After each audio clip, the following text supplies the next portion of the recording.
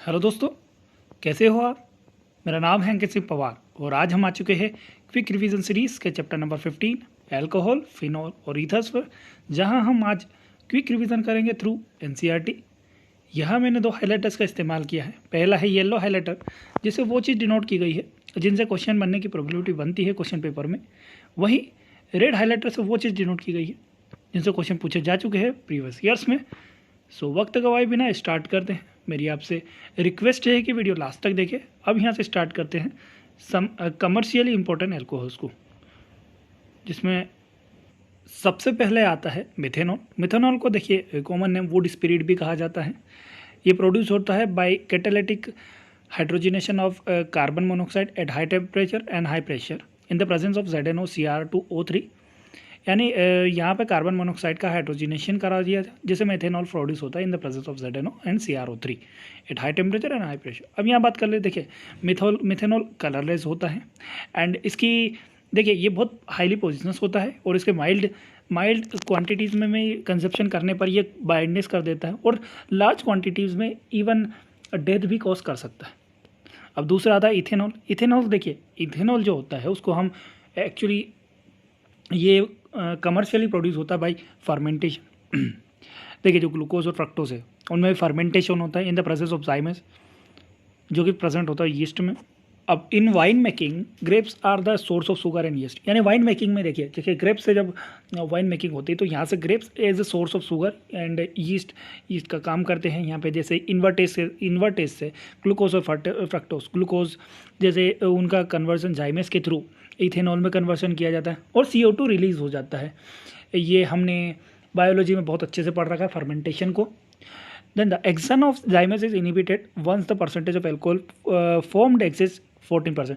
यानी 14% of alcohol formation के बाद जाइमस की एक्शन बंद हो जाती है, क्योंकि यहाँ पे जो यीस्ट होता है वो पॉइजन कर लेते हैं एक दूसरे को और वहाँ पे डेथ हो जाती है।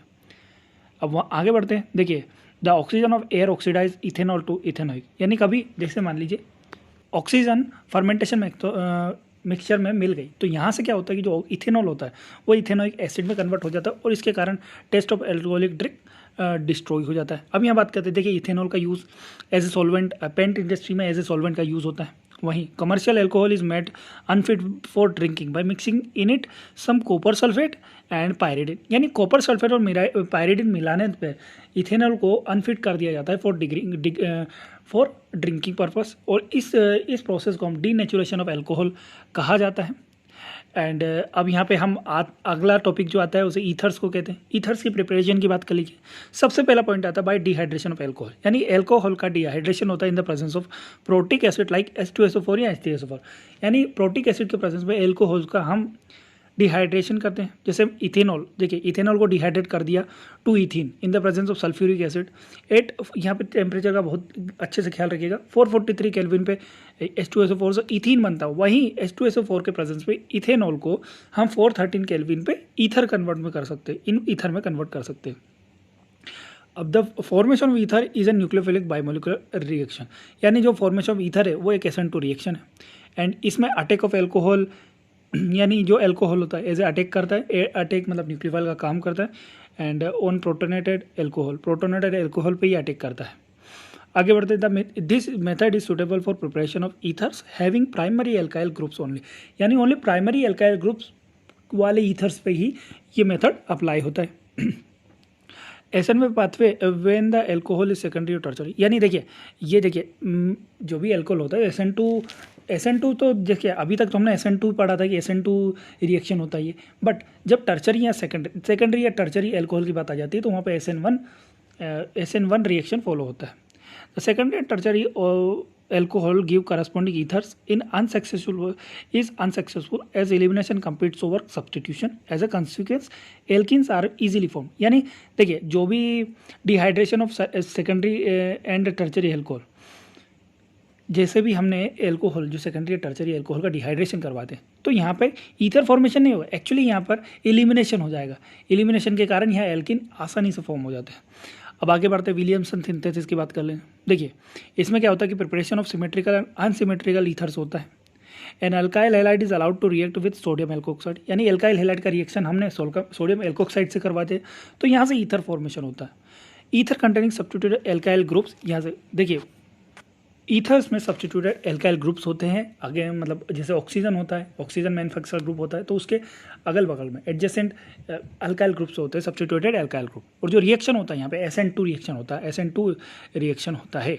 The better results are obtained if alkyl halide is primary. और जितना जाता है देखिए SN2 रिएक्शन में क्या होता है कि एल्काइल हैलाइड का प्राइमरी होना जरूरी है। तो यहाँ पर प्राइमरी एल्काइल में स्टेरिक इंड्रेंस कम होगा, तो यहाँ पर जो SN2 रिएक्शन होता है वो ज़्यादा बेटर तरीके से काम कर पाएगा।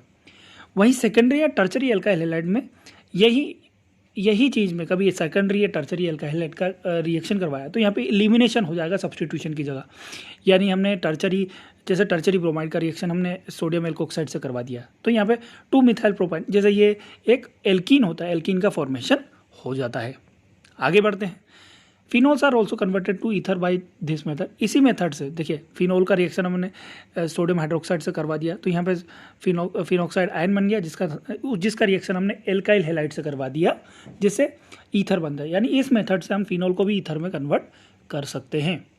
अब आगे आते हैं फिजिकल प्रॉपर्टीज। देखिए जो कार्बन ऑक्सीजन बॉन्ड होता है ईथर में वो पोलर होता है, एंड इसकी जो पोलरिटी होती है एक्चुअली वीक होती है, बहुत ज़्यादा स्ट्रॉन्ग नहीं होती, वीक पोलरिटी होती है। और वीक पोलरिटी के कारण ये अपने बॉइलिंग पॉइंट को बहुत ज़्यादा इफेक्ट कर नहीं पाएंगे।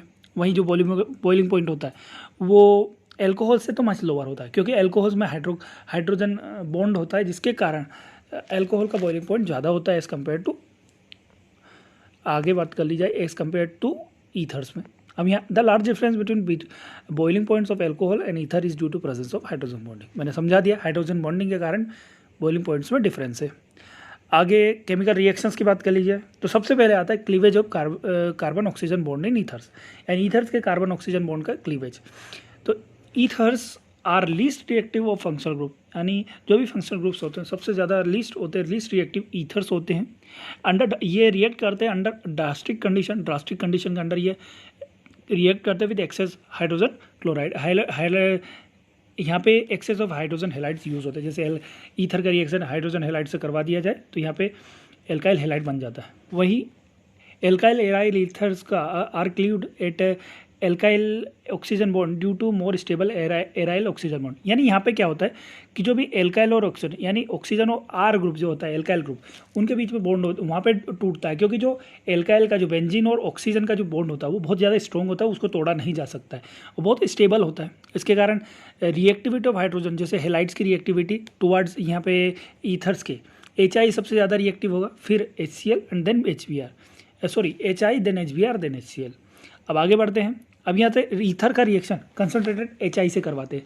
देखिए जो भी HI से रिएक्शन करवा के, अभी प्राइमरी यहाँ पे प्राइमरी एल्काइल ग्रुप्स लिए जाते हैं HI में, तो यहाँ पर जो रिएक्शन होगा यहाँ पे आयोडाइड एज ए न्यूक्लियोफाइल काम करेगा और SN2 मैकेनिज्म के थ्रू ये रिएक्शन होगा। अब यहाँ पे SN2 मैकेनिज्म के through 2 different alkyl groups of alkyl and alkyl, यहाँ alcohol and alkyl iodide form, यानी एक तो एल्काइल आयोडाइड का ग्रुप फॉर्म होगा और एक एल्कोहल वन फॉर्म है। जब भी SN2 रिएक्शन होगा तो यहाँ पर आयोडाइड, जब कंसनट्रेटेड HI से रिएक्शन होगा तो यहाँ पर ईथर्स में रिएक्शन होगा तो एक एल्कोहल बनेगा और एक एल्काइल आयोडाइड बनेगा।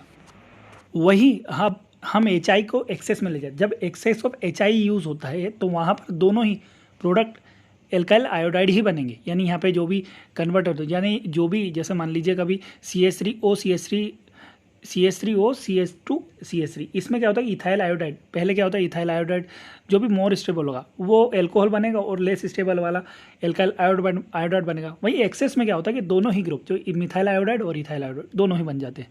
अब ये बात हो जाती है प्राइमरी एल्काइल हैलाइड की। अब यही बात कभी हम टर्चरी की, देखिए प्राइमरी और सेकेंडरी ग्रुप दोनों में SN2 रिएक्शन होगा, वहीं टर्चरी एल्काइल ग्रुप के लिए यहाँ पर SN1 रिएक्शन होगा, यानी मोर स्टेबल प्रोडक्ट बनेगा। यानी जो मोर स्टेबल, जैसे कार्बोकैटायन की स्टेबिलिटी होगी तो यहाँ पर आयोडाइड वहाँ बन जाएगा। यानी मान लीजिए टर्चरी ईथर, यहाँ पे टर्चरी, मान लीजिए यहाँ पे टर्चरी एल्काइल ग्रुप जुड़ा है ईथर से, तो जो HI का जो आयोडीन है वो टर्चरी ग्रुप के साथ जाता है, क्योंकि यहाँ पे कार्बोकैटायन की स्टेबिलिटी ज़्यादा है, इसके कारण ये SN1 रिएक्शन फॉर्मेशन करेगा। अब इन केस ऑफ एनिसोल, यानी एनिसोल मिथाइन फिनाइल के ऑक्सोनियम आयन में यहाँ पे क्या होता है कि मान लीजिए C6H5OCH3, तो यहाँ पे क्या होता है कि जो बेंजीन और ऑक्सीजन का बॉन्ड होता है बहुत स्ट्रॉन्ग होता है, इसके कारण क्या होता है कि HI इस बॉन्ड को तोड़ नहीं पाता है, इसके कारण यहाँ पर मिथाइल आयोडाइड ही फॉर्मेशन होता है। एंड ऑक्सीजन और कार्बन का जो मिथाइल का जो ग्रुप होता है उसमें जो ऑक्सीजन कार्बन बॉन्ड होता है वो वीक होता है, इसलिए उसको तोड़ना आसान हो जाता है एज़ कम्पेयर टू ऑक्सीजन और फिनाइल के ग्रुप का। अब इसके कारण क्या होता है कि जो ऑक्सीजन और फिनाइल ग्रुप होता है उसमें पार्शियल डबल बॉन्ड कैरेक्टर होता है और इसके कारण इलेक्ट्रोनेगेटिविटी ज़्यादा और इसी के कारण उनकी बॉन्ड स्ट्रेंथ भी ज़्यादा हो जाती है। इसलिए फिनाइल यहाँ पे फिनाइल जो होता है phenol can not undergo nucleophilic substitution reaction, यानी यहाँ पे nucleophilic substitution reaction phenyl show नहीं करेगा। एंड आगे बढ़ते हैं, आगे बढ़ने पे इलेक्ट्रोफिलिक सब्स्टिट्यूशन रिएक्शन आता है। देखिए जो भी एल्कोक्सी ग्रुप होते हैं यानी OR ग्रुप या ईथर ग्रुप का जिसकी बात करें तो ये ऑर्थो पैरा डायरेक्टिंग होते हैं एंड यहाँ activates the aromatic ring towards electrophilic substitution reaction, activate the aromatic ring towards electrophilic substitution reaction. पहला आता है इसमें ESR में सबसे पहला आता है हेलोजिनेशन।